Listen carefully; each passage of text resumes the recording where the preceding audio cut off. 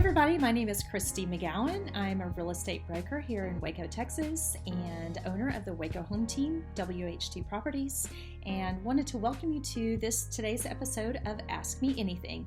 This is a program where we try to answer common questions about the real estate process and just real estate in general to help create transparency and understanding so that buying and selling homes can be less stressful and super efficient for all the parties involved. So today we're going to talk about sellers' disclosures, what they are and how they actually benefit both buyers and sellers.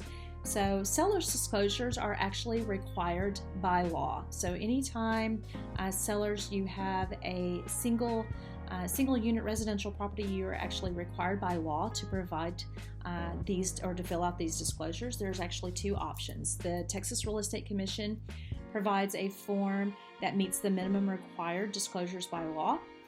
And then the Texas Realtors Association actually provides a more in-depth and detailed form that you can fill out. And certainly we recommend using this more detailed form.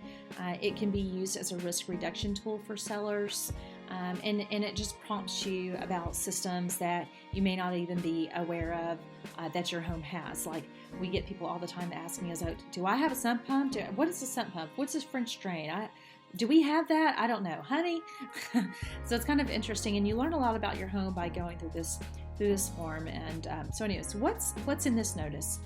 The Texas Realtors version, the more detailed version, is actually a 5-page document, and it asks the sellers questions about a wide range of topics. It asks them to detail the types of appliances. Is it electric? Is it gas? How many? If they're working, if there are any defects in any of the current systems, the walls, the sidewalks, the roof, the fence, the yard, trees. It just goes through a bunch of different details about properties or that could be present in properties and helps prompt the seller so that they can be more thorough in disclosing anything about the particular property.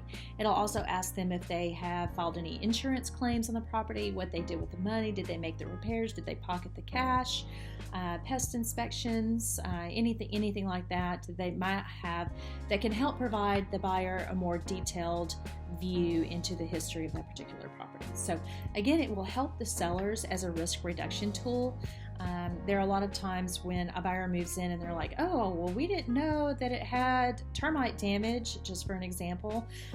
But then the seller, certainly they should look at the seller's disclosures, because this is an opportunity for the seller to say there was previous termite damage, and we fixed it this way. A lot of these things can come up during inspection reports, and the inspector points out, well, that there's previous termite damage here. It's pretty obvious because of blah, blah, blah, that I would have never seen. But if the sellers did disclose it on the report, it just helps foster a sense of honesty and trust and good faith and goodwill that goes well beyond just the inspection and just the seller's disclosure. So it also helps the buyer just gain, like we said, a more detailed view into the history of the home. You may want to use that report to hand it to your inspector to say, could you take a little bit more deeper look into this issue? Tell us, was it fixed properly? Did it cause anything else? Is there any more reason to be concerned? And just help you understand the extent of any defects in the property at all. So I think the seller's disclosures is a great tool to use. We certainly highly recommend it. And I think the only way that you can really truly get out of it is if it's an estate and the seller's never occupied the home, or if it's a foreclosure, a bank-owned property. Obviously, they've never even set foot inside the home, so they couldn't actually disclose details about that particular property. But even if you are a relative selling an estate, if there's anything that you know about the property, we still recommend and encourage you to disclose anything that you might know about the property. It just helps everything go smoother, so much easier. Negotiations just goes so much nicer and makes for a quick and more efficient close. So again, thanks so much for watching. If you have any follow-up questions about seller's disclosures or about the inspection process, you can post those in the comments down below.